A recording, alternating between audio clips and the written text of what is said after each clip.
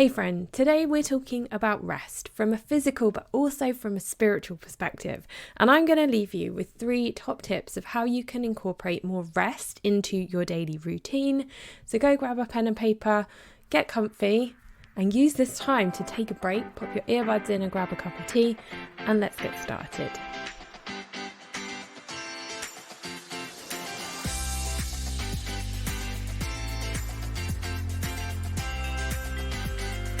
Okay, so we are talking rest today. And this word rest is so important. It's one of the reasons why I have named this podcast Rest, Fuel, Move. And over the next episode, we're going to be digging into each of these words and why I think they're so crucial for you when it comes to your health, your hormone balancing, and ultimately, if you are on a weight loss journey, I think if you can nail these 3 things and focus on those 3 things, you are going to have success. You're going to feel energized.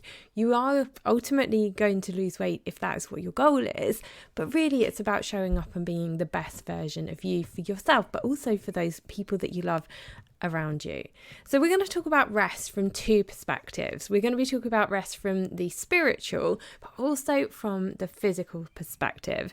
And I'm going to start off with the spiritual perspective because rest is a word that does pop up in the Bible quite a lot. And from a Christian perspective, when we're talking about rest, I always think about rest in the sense of resting with God.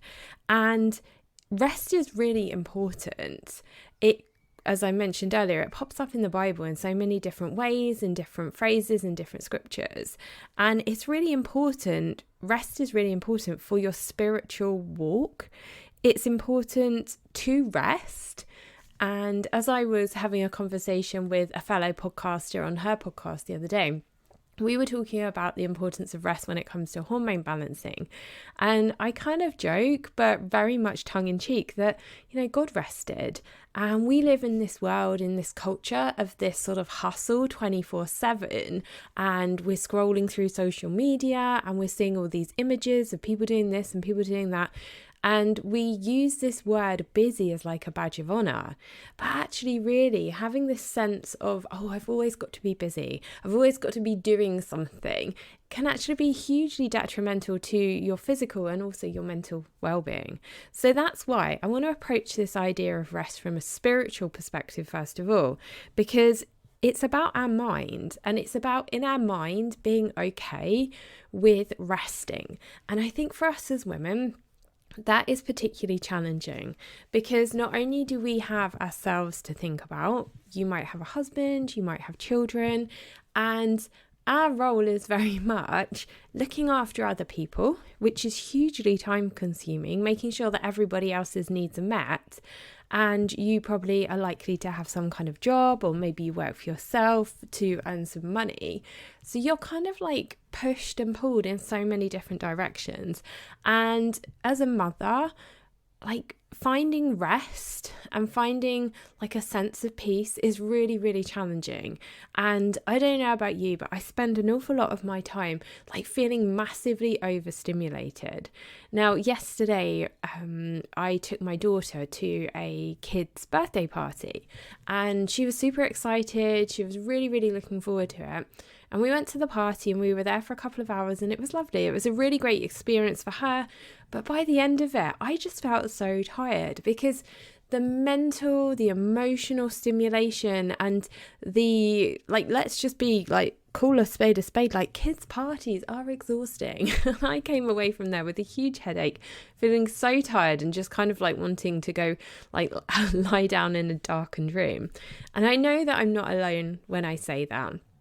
And I think for us as women, the people at that party, the parents that were at that party, most of them were the mums of the kids. And dad was at home, mowing the lawn or, going and watching football and that sort of thing. And I know that I'm wildly gender stereotyping with that here, but, that tends to be the case.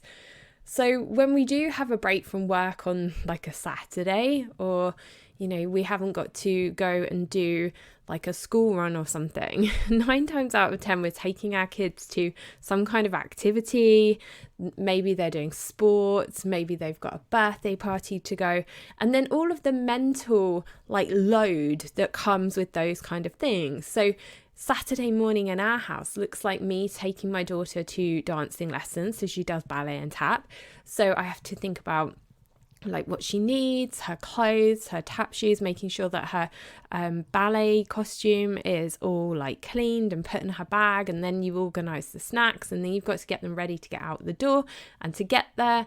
And it's just like, it's quite full on, isn't it? Like that is quite full on. And then we went from the dancing lessons to the birthday party. So with the birthday party comes the, making sure that we've got a present for this person, making sure we've got a card, finding exactly where the birthday party is, managing your child's emotions as well, these kind of events, because they can be hugely overwhelming for small people.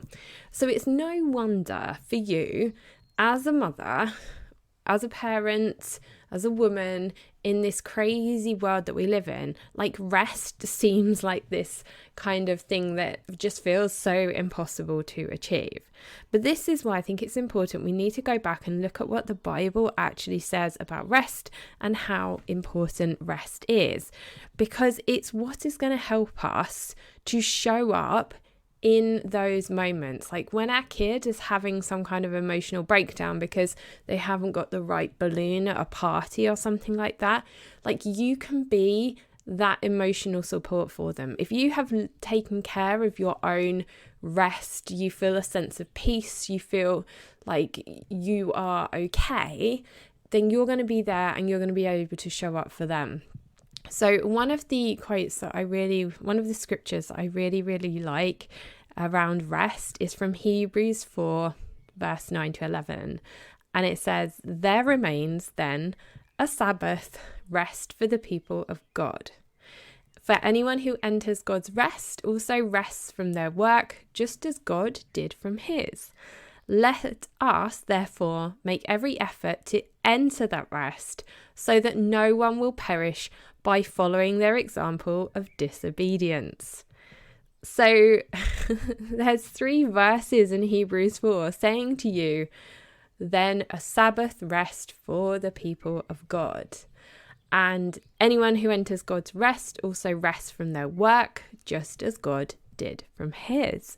And this is what I always come back to in those moments where I'm thinking, oh my gosh, I'm so busy, I've got to do all of these things. I come back to that scripture and I think God is actually really telling us that we should be resting, and God rested. And quite frankly, if God thinks that rest is important, then I should definitely be listening to what he says and taking some rest. Now, I also really like the verse in Matthew 11, verse 28, where it says, "Come to me, all of you who are weary and carry heavy burdens, and I will give you rest." So Jesus is saying, come to me, give me your burdens, give me your stress, and I will give you rest. And that's why it's so important to consider rest from a spiritual perspective as well as a physical perspective. Because rest for you in your faith, in your relationship with God, doesn't necessarily mean sitting on the sofa and doing nothing. Mental peace and mental rest with God could actually be you going on a walk and listening to some worship music. You need to figure out what that spiritual rest looks like. It could be actually honoring the Sabbath, which might be a challenge because there's always stuff to do, but maybe you could honor half a day at the weekend where you just come together as a family and you spend time together. No distractions, no phones, no TV. One of the things that we really like to do in our household, just to kind of come together at the weekend and just have a bit of rest and a bit of downtime, is we call it a pickup truck picnic. So we live on a farm. My other half, Tim, is a farmer. And what we do, maybe like on a Saturday afternoon or on a Sunday evening, is we will kind of make like a bit of a picnic. We'll put our dogs in the back of our pickup truck, we'll take our picnic, and we'll drive up to like a high point on the farm, and we let the dogs out into the field, and we sit on the back of the drop down bit of the truck, on the back of the truck, and we sit there and we eat our food. And it's just a really lovely, beautiful moment, like obviously in the summer when the weather's nice, just to kind of look across and see the countryside and feel the sun. And we're not there for long. It's like half an hour, 45 minutes, but it just really kind of gives us a bit of peace. And for us as a family, that's our rest. That's our sort of like Sabbath. And maybe for you and your family, there might be something similar that you do. There is that moment of rest, resting with God. Maybe a rest with your Bible in the morning, like sitting down with your cup of coffee and just having like 5 to 10 minutes with your Bible, praying. Like maybe that's your rest each day, your spiritual rest. And I really challenge you to think about, what does rest look like for you? Because we are, as Christians, being told that we should rest, and that God is encouraging us to rest and to rest in Him. So pause this podcast just for a moment and have a think about, what does that look like for you? What does resting in God look like for you? What do you feel when you are being told in the scriptures to rest? What does that rest look like for you? What does that rest look like for your family? And I challenge you just to pause the podcast and just think about that and pray on that for a moment. Okay, so that's spiritual rest. And I think mindset when it comes to rest is so important, because we need to get away from this idea of being busy. We need to move away from the idea of feeling like we've got to be on the go and in this kind of hustle culture 24/7. And if you can sort of accept in yourself and understand the importance of rest, that's when the actual physical rest becomes easier. Because if you're anything like me, like you're maybe always thinking, oh, I need to be doing this and I need to be doing that. And oh, there's this real element of guilt that comes from slowing down and resting. And we need to step away from that. And that's why I was talking about the spiritual perspective of rest first, because I think if we can kind of come to terms with that, then the physical aspect of rest becomes a lot easier, because there isn't that guilt associated. Now, for those of you listening to me, you're probably here because you are struggling with hormones. Maybe you're perimenopausal like I am and you're tired, you're lacking energy. Maybe you want to lose some weight. I know that so many of you resonate with the episodes that I talk about when it comes to weight loss. So if weight loss and a healthy life and hormone balancing is one of your goals, you must not skip the rest. And the science behind it is quite straightforward ultimately. Like if your body is constantly in this sort of like fight or flight mode, and you're stressed out because you're not sleeping, you're not resting, you're trying to squeeze way too much into your day, your body's constantly on this sort of like nervous edge, and it's going to be pumping a lot of stress hormones through your body, like cortisol. And if you've been around here a little while, you've probably caught my episode about weight loss and cortisol. But the shortened version of that story is that if your body is in a stress response, it's not going to lose weight. And it's actually going to hold onto fat because it thinks it's in some sort of like famine, you're being chased by some kind of saber-toothed tiger or something. It's not going to support your metabolism. It's actually going to have the opposite effect. So this is why if you are thinking about health and you're thinking about weight loss, you have got to incorporate rest into your routine. If you are somebody who is pushing hard in the gym, you can't physically push your body to do the same high intensity interval training workout every single day, because you have got to give yourself time to recover and to rest from those workouts. And I'm talking about this as somebody who knows, like, the amount of times that I've pushed myself way too hard and tried to do way too many things, and your body just kind of kicks back at you and says, right, that's enough now. And you kind of crash. And if you are struggling with your hormones and your hormones are out of balance and you're tired and you lack energy, rest is so important. So when it comes to rest, I think there's 3 things that you really need to focus on. Number 1, and I could talk about this till the cows come home, is making sure that you are getting enough sleep and prioritizing your sleep. And that might mean that you are a proper baby grandma like I am, and you go to bed super early to make sure that you get enough sleep. Now, at the moment, we have a 10-week-old puppy, and she's lovely and she's gorgeous and she's beautiful. But we are having to get up in the night with her to make sure that she's going out to the toilet. So that means that we are more tired. And what I have had to do is to change my routine slightly so that I'm going to bed a bit earlier to make sure that I'm getting the rest that my body needs and getting the sleep that my body needs, because I'm getting up in the night to let the puppy out so that she can go to the toilet. And Tim and I, we did exactly the same thing when Chloe was a baby. We prioritized sleep over everything. So I made sure that I was going to bed and going to sleep as much as I could. It meant sometimes I was going to bed at 7:30, and Tim was staying up looking after Chloe and making sure that she was okay and doing some bottle feeds with her. And then I would get up in the night and do some more feeds and things with her as well. And this is so important. Sleep, my friend, you know this stuff. You know that sleep is important. If you've got kids that sleep through the night, yay, it's amazing, isn't it?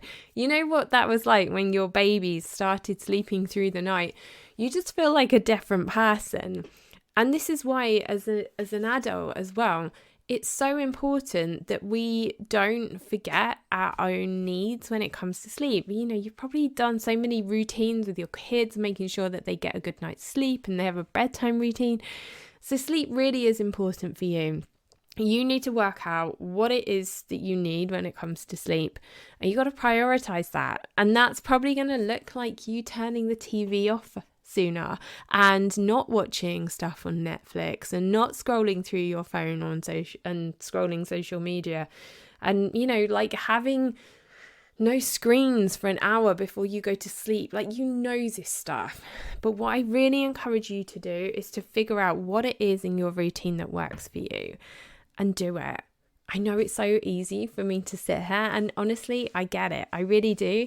When it comes to 8:30 and I'm I really want to finish watching this TV program, but I know that I need to go to bed and go to sleep because I've got to get up in the early hours of the morning to let the puppy out right now. I don't want to do that. I want to watch the telly.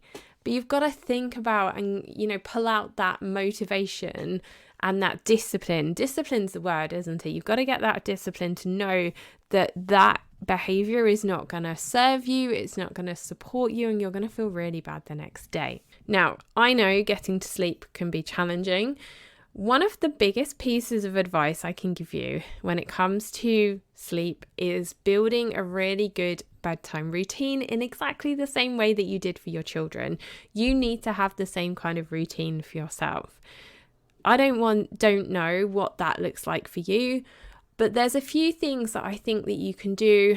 I really like to have some kind of warm shower, warm bath. It kind of helps my body to wind down for the day, and it kind of cues in this idea of right, okay, now it's time to go to sleep. Where we are in the UK in the summer now, it's really light until 10, 10:30. So I'm using a sleep mask. And then one of the other things that I really, really like to use of an evening is a scent to help my body to kind of associate that smell with going to sleep. And there's an awful lot of science behind essential oils and how they can help you to wind down and go to sleep. And one of my favorite products, which I will link in the show notes for you, is this thing called So Sleepy Pillow Mist. And it's a spray bottle, and it's got some essential oils in it. and it's the oils of like wild lavender, frankincense and chamomile, and you just sort of spray a bit on your pillow.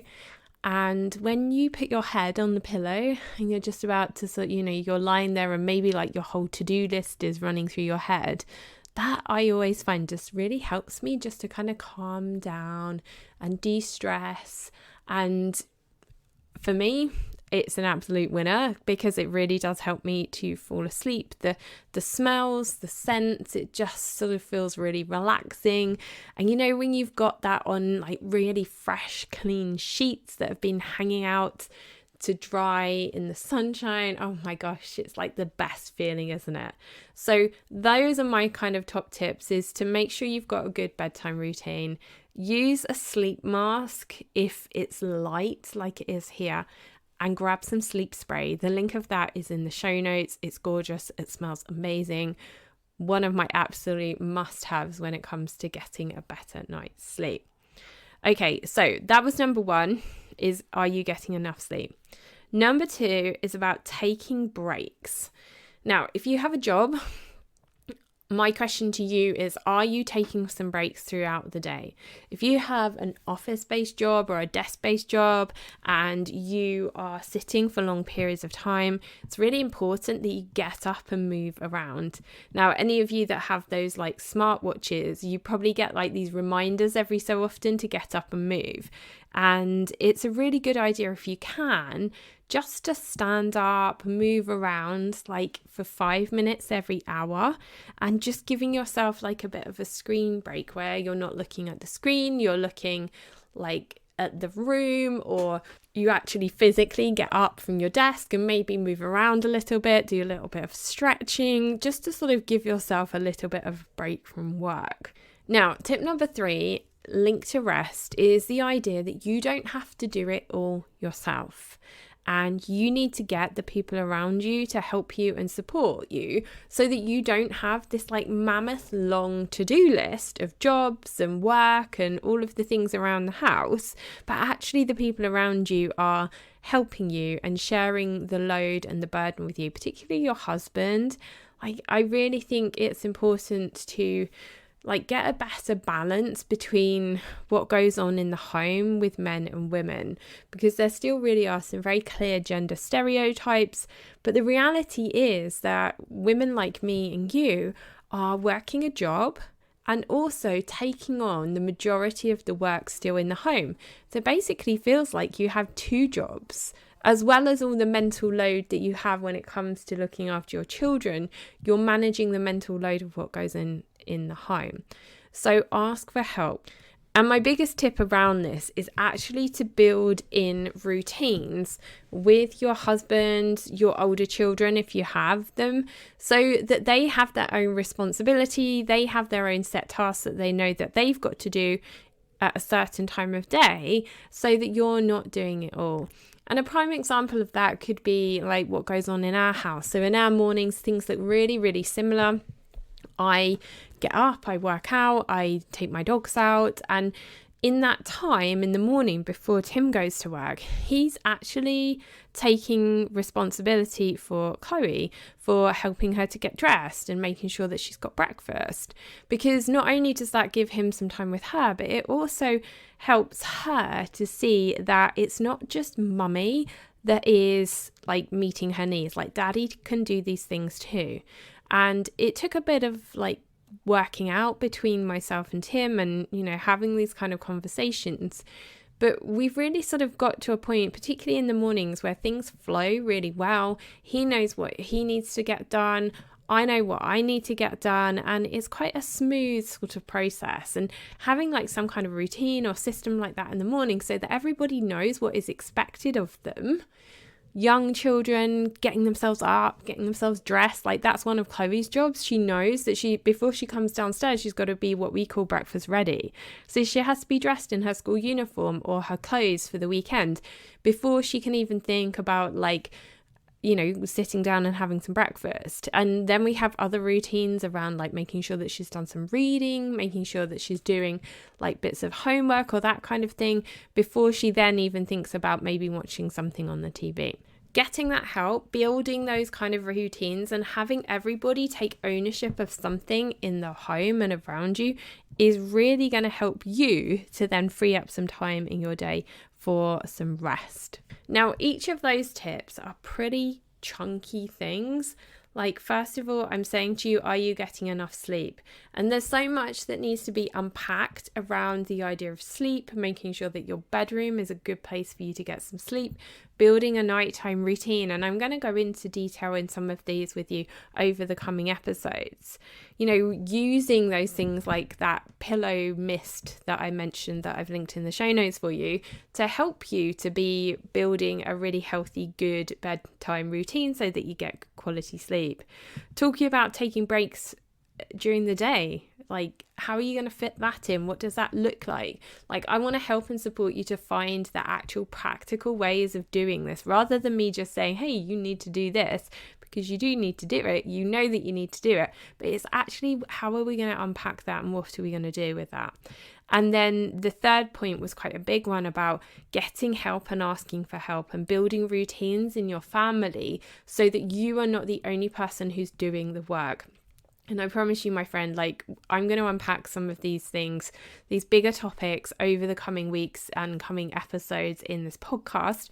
But in the meantime, I really encourage you, if you're struggling with any of these things, like perhaps you are not getting enough sleep and you don't know how to improve your sleep, you don't know how to maybe build a good bedtime routine, maybe you are trying to figure out how you can get those around you to help and support you.